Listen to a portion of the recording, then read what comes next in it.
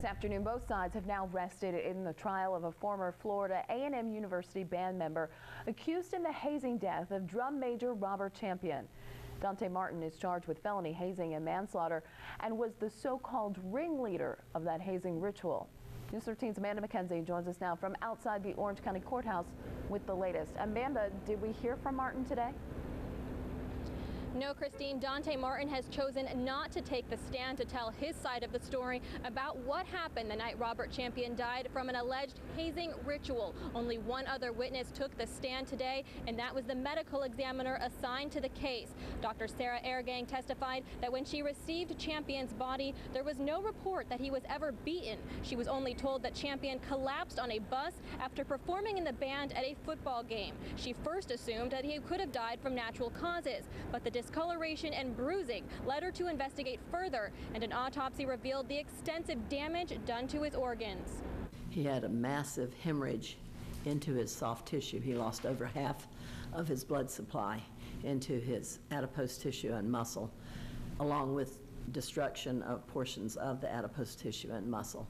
And this caused shock, and this, if it happens rapidly, can lead to death.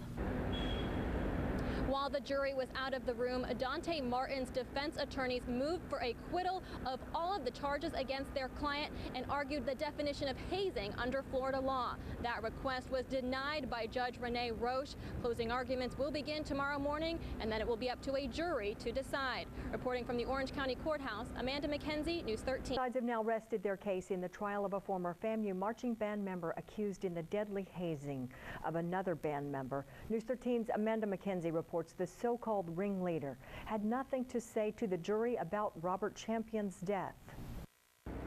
No, Dante Martin chose not to take the stand to tell his side of the story about what happened the night Robert Champion died after an alleged hazing ritual. Now, he has the right to remain silent, but there are still lingering questions as to what his responsibilities were as Bus C president.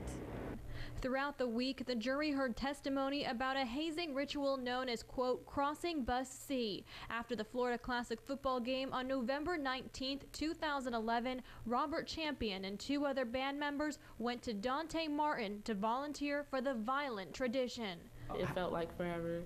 All three were punched, kicked, and beaten with drumsticks by fellow bandmates as they were told to run from the front of Bus C to the back. Two band members who were also charged in this case testified that they tried to help Champion make it to the back of the bus, but when Champion collapsed, they started to panic. Saying I can't see, I can't breathe.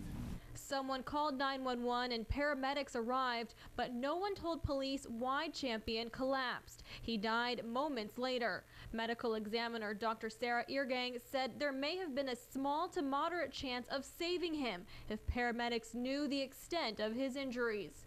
He had a massive hemorrhage into his soft tissue. He lost over half of his blood supply.